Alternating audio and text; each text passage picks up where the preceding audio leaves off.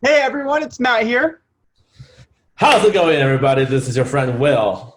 Hope you're staying safe and being happy. Welcome back to another episode of Tech Kingpins. I'm sure you all heard of a company called Amazon. Today, we're going to talk about a very interesting development of that company related to blockchain. Today we're going to talk about Amazon successfully getting their blockchain distributed ledger certification patent approved and what exactly that means. That's right. Amazon actually filed for this patent about 3 years ago.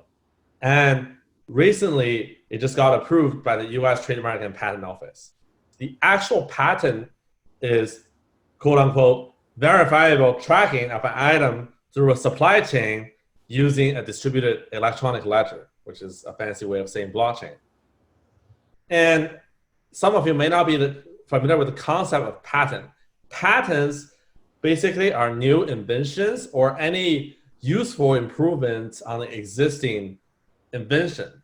What distinguishes a patent from, say, copyright is that copyright provides protection for literacy, artistic, or dramatic musical works that are usually for entertainment or performance purposes. So, what exactly is the value of a supply chain management system? Well, Matthew, I'm so glad that you can cut to the chase and get onto the topic today. Supply chain management system, like the name suggests, helps manage supply chain. So in order to understand what supply chain management system does, let's first try to understand what is supply chain. Supply chain normally is comprised of 5 different roles. There's the raw material supplier, manufacturer, distributor, aka wholesaler, retailer, and last but not least, the consumer. So if you think about this from, say, a diamond ring, right? There's the raw material supplier, which is the people who's actually providing you the diamond. There are people who's actually cutting the diamond. And then there's also people who is manufacturing, wholesaling them, who's distributing diamonds that are cut to different retailers. And last but not least, there are people who's purchasing the diamond. As you can see, it's actually a very convoluted network. There are different suppliers, different type of vendors in every step of the way, from the raw material to the actual end consumer. So because there's such a complexity in this entire network from the beginning to the end, there are needs for different vendors and software solutions to help manage that complexity. Some of the famous supply chain management products out there include like the SAP's Supply Chain Master, Oracle Supply Chain Management Solution, as well as the JDA, which is created by Blue Yonder. And these products all help solve some of the common problems, which Matthew will go over. Yes, these help solve problems related to demand planning and forecasting, as well as supply chain network planning and supplier management, as well as the analytics. Amazon's listed thousands of banned, unsafe, and even counterfeit items, which has led to major trust issues, especially with major brands like, for example, Nike. In fact, some of these brands have even pulled out of Amazon. So you see, there is a real issue in trust here.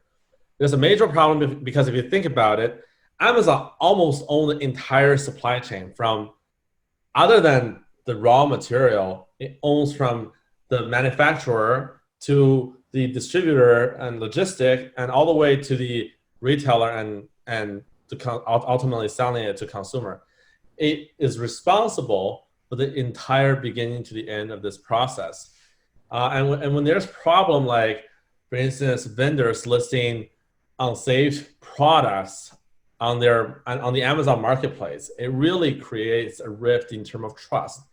By having a blockchain solution tightly integrated with a supply chain, different roles will be able to behave as a scrutinizer for each other in order to provide transparency to the end user. And it's not that the centralized system cannot do this. It's that because the centralized system takes care of every single process and hence is taking on the entire liability to its own, having a more of a decentralized model will be able to pinpoint exactly which player, which actor in this entire supply chain has problem, and hence gave more insight to how to prevent that from that particular vendor or supplier.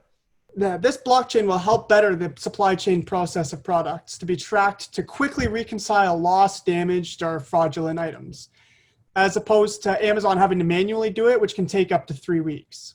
This shows that Amazon is really stepping up in their blockchain innovation game and trying to adopt some of the emerging technology to really better their current solution and offering to their customer, ultimately align with their overall vision of delivering values to their end user.